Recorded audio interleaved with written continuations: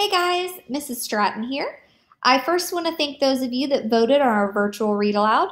Our winner is Restart by Gordon Korman. I'm going to be reading chapter 1 to you today using our digital library, Sora. Now remember that you guys can download this as an app or you can access it through the portal. If you're not sure how, check out our distance learning page under library resources. All right, here we go. Chapter 1, Chase Ambrose. I remember falling. At least I think I do. Or maybe that's just because I know I fell. The grass is far away until it isn't anymore.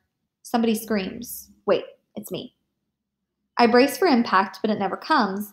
Instead, everything just stops. The sun goes out. The world around me disappears. I'm being shut down like a machine. Does this mean I'm dead? Blank. The light is harsh, fluorescent, painful. I squeeze my eyes shut, but I can't keep it out. It's an explosion. Voices are babbling all around me. You can't mistake the excitement. He's awake. Get the doctor! They said he'd never... Oh, Chase! Doctor! I try to make out who's there, but the light is killing me. I thrash around, blinking wildly. Everything hurts, especially my neck and left shoulder. Blurry images come into focus. People standing and sitting in chairs. I'm lying down, a sheet over me, white, which makes the brightness even worse. I raise my hands to cover my face, and suddenly I'm tangled in wires and tubing. A clip on my finger is tethered to a beeping machine next to my bed. An IV bag hangs from a pole above it. Thank God! The lady beside me is choked with emotion.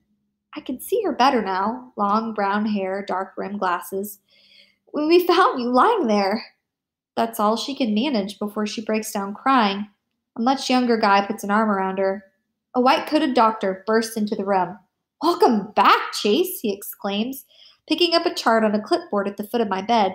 How do you feel? How do I feel? Like I've been punched and kicked over every inch of my body. But that's not the worst part. How am I supposed to feel when nothing makes sense? Where am I? I demand. Why am I in a hospital? Who are these people? The lady with the glasses gasps. Chase, honey, she says in a nervous voice. It's me, Mom. Mom? Doesn't she think I know my own mother? I've never seen you before in my life, I bluster. My mother is... That's when it happens. I reach back for an image of Mom and come up totally empty. Ditto Dad or home or friends or school or anything. It's the craziest feeling. I remember how to remember, but when I actually try to do it, I'm a blank. I'm like a computer with its hard drive wiped clean. You can reboot it and the operating system works fine, but when you look for a document or a file to open, nothing's there. Not even my own name. Am I Chase? I ask. While my other questions sent murmurs of shock around my hospital bed, this one is greeted with silent resignation. My eyes fall on the chart at the doctor's hands. On the back of the clipboard is written, Ambrose Chase. Who am I? A mirror, I exclaim. Somebody give me a mirror. Perhaps you're not ready for that, the doctor says in a soothing tone. The last thing I'm in the mood for is to be soothed. A mirror, I snap. The lady who calls herself Mom fumbles inside her pocketbook and hands me a makeup compact. I open it, blow away the loose powder, and stare at my reflection. A stranger stares back at me. Amnesia. That's what Dr. Cooperman says I have. Acute retrograde amnesia. The loss of all memory prior to a certain event. In this case, me taking a swan dive off the roof of our house. I know what amnesia is, I tell him. So how come I remember a random word like that, but I can't remember my own name or my own family or why I was climbing on the roof? That I can answer, supplies the younger guy, who turns out to be my elder brother, Johnny, a college student home for the summer. Your room has that dormer window. You just open it up and crawl out onto the eaves. You've been doing it as long as I can remember. And did anybody warn me I might break my neck? Only since you were 6, my mother puts in. I figured if you survived this long, it was time to stop worrying. You were such an athlete. Her voice trails off. Amnesia can be an unpredictable thing, the doctor informs us, especially with a traumatic injury like this one. We're just starting to understand what parts of the brain control which life functions, but for all we know, it has nothing to do with geography. Some patients lose long term memory, some lose short term memory, others lose the ability to transfer from short to long term. In your case, the damage seems totally confined to your sense of who you are and what's happened in your life up until this point. Lucky me, I say bitterly. Cooperman raises an eyebrow. Don't knock it. You remember more than you realize. You can walk and talk and swallow and go to the bathroom. How'd you like to have to relearn everything, even how to put one foot in front of the other? The bathroom part is definitely an upgrade. They say I was in a coma for 4 days before I woke up. I can't say how the bathroom side of things was taken care of during that time, but I'm pretty sure I had nothing to do with it. Maybe I'm better off not knowing. The doctor checks a few readings on my monitor, makes a note on my chart, and then regards me intently. Are you absolutely certain you can't remember anything at all from your life prior before you regained consciousness? Once again, I peer back into the nothingness that's where my memory is supposed to be. It's like reaching into a pocket for something that should be there but isn't. Only that something isn't keys or a phone, it's your whole life. It's bewildering and frustrating and terrifying at the same time. Try harder, I pushed myself. You didn't just whoosh into being when you came out of that coma. You're in there somewhere. A vague image starts to form, so I bear down, concentrating with all my might, trying to wrestle it into focus. What is it? Johnny asks breathlessly. At last, the details sharpen into view. I see a little girl, maybe 4 years old, wearing a blue dress with white lace. She seems to be standing in some kind of garden, at least. She's surrounded by greenery. Well, there's a girl, I begin, struggling to keep the picture in my head. Girl? Cooperman turns to my mother. Does Chase have a girlfriend? I don't think so, Mom replies. It isn't like that, I insist. This is a little kid. Helene? My mother answers. My mother asks. The name means nothing to me. Who's Helene? Dad's kid, Johnny supplies, our half-sister. Dad. Sister. I search for a connection between these words and memories they should trigger. My mind is a black hole. There might be a lot in there, but I can't get it out. Are the two of them close? Cooperman inquires. Mom makes a face. Doctor, after the accident, my ex-husband came to shout and accuse and punch the emergency room wall. Have you seen him here since then while his son lays in a coma? That should give you an idea of the relationship between my boys and their father and his new family. I don't know any Helene, I volunteer, but you can't go by me because I don't know anybody. This is just a little blonde girl in a blue dress with white lace, kind of dressed up, like maybe she's going to church or something. But why I remember her and nothing else, I can't tell you. Definitely not Helene, Mom concludes. She has dark hair like her mother. I turn to the doctor. Am I just crazy? Of course not, he replies. In fact, this little blonde girl suggests that your memory isn't gone at all. It's only your ability to access that's been damaged. I believe that your missing life will come back to you, or at least some of it will. This girl might be the key. I want you to keep thinking about her, who she is, and why she's so important that you remember her when everything else has disappeared. I honestly try, but there are too many other things going on. Now that I'm not dead, the hospital is suddenly in a big hurry to get me out of there. Dr. Cooperman runs tests on every part of me except my left earlobe. Turns out my brain may be short-circuited, but the rest of me still works. How come I ache all over? Muscular is his diagnosis. From the fall, or should I say, he chuckled at his own joke, the sudden stop at the bottom. Every muscle from nose to toes tenses up from that kind of shock. Tack on 96 hours of complete inactivity and you stiffen all over. It's normal. It'll pass. My only real injuries are a concussion and a separated left shoulder. Turns out my bad diving form saved my life. My shoulder hit the ground a split second before my head, absorbing just enough of my hard landing to keep the impact from killing me. Mom brings clothes for me to change into. I suppose I shouldn't be so blown away that they fit. They're my clothes after all, but of course they're new to me. I can't help wondering if I have a favorite shirt or super broken in pair of jeans. I don't remember the car either, a Chevy van or the house. I take the opportunity to fill in a few blanks about myself. I am not the child of mil- I am not the child of millionaires.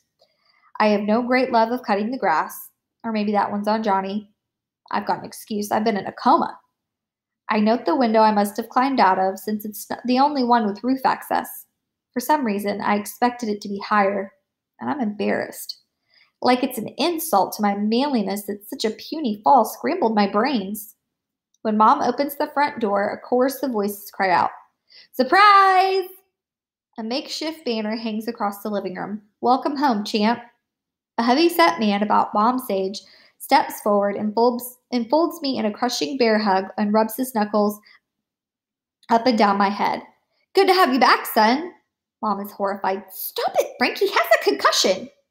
The man, my father, lets me go, but he's defiant. "Ambrose, men can take a few licks, Tina. You're talking about an all-country running back." "Ex-all-country running back, Dad," Johnny amends. "You heard the doctor. Chase can't play football this season." "Dopey doctor," my father snorts. "What does he weigh? 140 soaking wet?" He faces Mom. "Don't turn him into a wimp like you did with Johnny." "Thanks, that means a lot," my brother says dryly. "Why are you here, Frank?" My mother is quickly losing patience. "How many times have I asked you not to use your key anymore? This is not your house, and it hasn't been for a long time." "I pay the mortgage on this place," he growls. All at once, the cloud lifts from his face, and he's grinning. "Besides, we had to be here to welcome home the conquering hero." "Falling off a roof doesn't make me a hero," I mumble. I can't put my finger on it, but there's something about my dad that makes me nervous. It isn't physical. In fact, for a middle-aged guy, he's pretty energetic and spry despite the paunch and thinning hair. His smile is totally overpowering. To see him is to want to be like him. Maybe that's the problem, I decide. He's too confident that he's welcome everywhere, and going by Mom, he isn't. Not here anyway. He brought his new family. A wife named Corinne, who doesn't look much older than Johnny, and Helene, my 4.5-year-old half-sister. Mom was right. Helene's definitely not the girl in the blue dress. It's no big deal, I guess, but I'm disappointed. I was kind of hoping for one thing in my life to be connected to reality. Although I'm meeting them for the first time, I have to remind myself they already know me. For some reason, they don't seem to like me very much. Corianne hangs back, and the little kid stays firmly attached to her mom's skirt. They look at me like I'm a time bomb about to go off in their faces. What did I ever do to them? My father seems to be settling in for a long visit, but Mom's having none of that. "He has to rest, Frank," she says. "Doctor's orders." "What, he's chopping wood?" "He's resting." "Alone," she insists, "in his room where it's quiet." He sighs. "Aunt's at a picnic, that's what you are." He hugs me again, squeezing slightly less this time. "Great to have you back, champ." "Sorry it couldn't be more of a celebration, but Nurse Killjoy over there." He inclines his head to my mother's direction. I stick up for her. "She's right about the doctor. He said I have to take it easy because of my concussion." "Concussion," he snorts. "When I played football, I got my bonk plenty of times. Rub a little dirt on it and you're good." Corinne appears at her husband's elbow. "We're so glad you're okay, Chase. Come on, Frank. Let's..." Sorry, guys, dogs. I feel like I have to fill the hostile silence that follows. So I lean down to my kid sister. "That's a nice doll you've got. What's her name?" She shrieks back like I'm about to eat her. Eventually, Dad's gone, taking Corinne and Helene with him. Johnny goes out to meet some friends, and Mom orders me upstairs to get a head start on that relaxation that almost caused a civil war. She has to show me which room is mine because I don't remember any of it. Not the wooden staircase with the faded floral runner up the center, not the narrow hallway with the low ceiling, not the wooden door with the crack down the center panel. My mother sees me evaluating the damage and is momentarily surprised by my surprise. Then she tries to explain it away. "That's probably my fault. I always let you and your friends play sports in the house. You're too big for that now, or the house is too small." "Which sports?" I ask. Tears are coming to her eyes. This is hard for her. "Football, soccer, badminton, you name it." Being in my room is the weirdest experience of all. It's my room. There's no question about it. The walls are covered with newspaper clippings about football teams I starred on and lacrosse games I won. That's me in the pictures, diving into end zones and being mobbed by ecstatic teammates, more unfamiliar faces. There are trophies too, shelves of them. Chase Ambrose, top scorer. Chase Ambrose, MVP. Most yards from scrimmage, team captain, state champions. I'm really somebody. I only wish I knew who. It takes some doing to build up my courage, but I eventually make it over to the window. I was wrong before. It's plenty high. I'm lucky to be alive. It's like I've been parachuted into the middle of someone else's life, someone who looks exactly like me, yet isn't me. The doctor's right. I need to rest. I sit down on the edge of the bed, my bed. There's a phone on the nightstand, the screen cracked. I wonder if I had it with me when I fell. I press the home button. It's dead. There's a charging cable right beside it, and I plug it in. After a couple of minutes, the display lights up, and there I am again with two other kids, complete strangers, although you can tell from the pose that the three of us are close friends. It's a selfie with the kid on my right as the photographer. I'm in the middle, and the smallest of the three of us, which is surprising since I'm a pretty big guy. It must be Halloween because there are little kids in costume in the background. I'm wielding a bat, holding it high. Hanging off the tip of it is a mangled, ruined jack-o'-lantern. The screen goes dark, and I press the button again. The image of the triumphant pumpkin bashers reappears. I can't take my eyes off of it. All three of us wear wild, gleeful, unholy, cake-eating grins. What kind of person am I? All right, guys, that is chapter 1. Tune back in Monday for